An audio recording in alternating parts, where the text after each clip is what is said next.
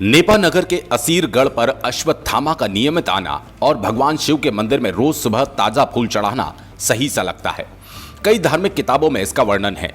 कई साल पहले एक आदिवासी युवक ने कहा था कि उन्होंने अश्वत्थामा को देखा है। 7.5 फीट की कदकाठी, सफेद बाल, सफेद कपड़े और सफेद घोड़े पर अश्वत्थामा को उसने देखा और उसकी नजरें भी पूरी तरह से सही सलामत है। ऐसा माना जाता है अगर अश्वत्थामा को कोई देख ले और अश्वत्थामा की नजर उसकी नजरों से मिल जाए तो वो अंधा हो जाता है। इस घटना के कई सालों बाद उनका असीरगढ़ किले पर सुबह सुबह जाना हुआ। यहाँ के शिव मंदिर में प्रवेश करने पर नंदी पर तो धूल थी, लेकिन शिव मंदिर में ऐसी सफाई थी जैसे अभी कोई यहाँ से दर्शन करके गया हो, और फूल ऐसे अर्पित किया गया था जिसका वर्णन नहीं किया जा सकता। उसके बाद ऐसा फूल नहीं देखा। उसे यह प्रतीत होता है कि अश्वत्थामा असीरगढ़ के शिव मंदिर में रोजाना सुबह सुबह आते हैं और फूल चढ़ाकर चले जाते हैं। देखिए, अपने ये बात मेरी दृष्टि से सही लगती है कि अश्वत्थामा आज भी आसा दुर्ग में जाते हैं। भारत के 5 शिवालयों में से ये एक शिवालय है जहाँ पर अश्वत्थामा का आना तय माना जाता है कि अश्वत्थामा अपने हिसाब से वहाँ आते हैं, वहाँ पर पूजा अर्चना करते हैं, एक ताज़ा फूल चढ़ाते हैं और फिर उसके बाद में वहाँ से विलीन हो जाते हैं।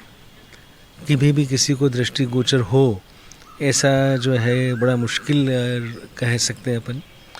मेरे बचपन में ज़रूर एक घटना हुई थी कि जब हम लोग सब परिवार आश्रम में गए थे तो वहाँ पर एक भिलाला जो मेरे पिताजी का परिचित था, उसने जो है वो पिताजी के चरण छू करके बोला कि आज मुझे अश्वत्थामा के दर्शन हो गए।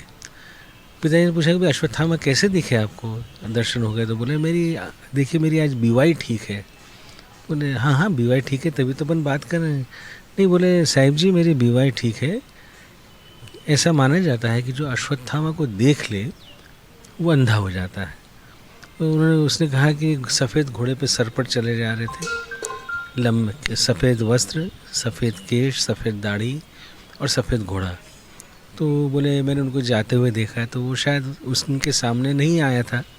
इस दृष्टिकोण से उसकी आंखें सलामत रह गई और वो एक मुझे ऐसा पहला व्यक्ति मिला था और पहले व्यक्ति जिससे मैंने बचपन में ये बात सुनी कि अश्वत्थामा आए हैं, अश्वत्थामा वहाँ से गुजरते हैं, अश्वत्थामा वहाँ जाते हैं। इसका एक दूसरा प्रमाण एक ग्रंथ है तापी महापुराण। स्कंद पुराण के अंदर एक खंड है तापी महापुराण। उस तापी महापुराण जो 600 पृष्ठों की पुस्तक है, उस पुस्तक में 60 पृष्ठ ब्रिग्नपुर महात्म्य है। इस बुरहानपुर का प्राचीनतम नाम जो है वो ब्रिग्नपुर है। तो ब्रिग्नपुर महात्म्य करके एक खंड है 60 पृष्ठों का।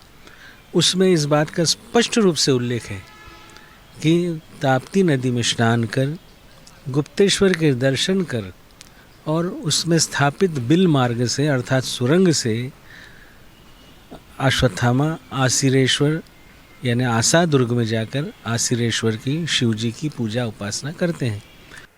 बताया जाता है कि अश्वत्थामा महाभारत काल अर्थात द्वापर युग में जन्मे थे, जिनकी गिनती उस युग के श्रेष्ठ योद्धाओं में होती थी। वे गुरु द्रोणाचार्य के पुत्र और कुरु वंश के राजगुरु कृपाचार्य के भांजे थे। द्रोणाचार्य ने ही कौरवों और पांडवों को शस्त्र विद्या सिखाई थी।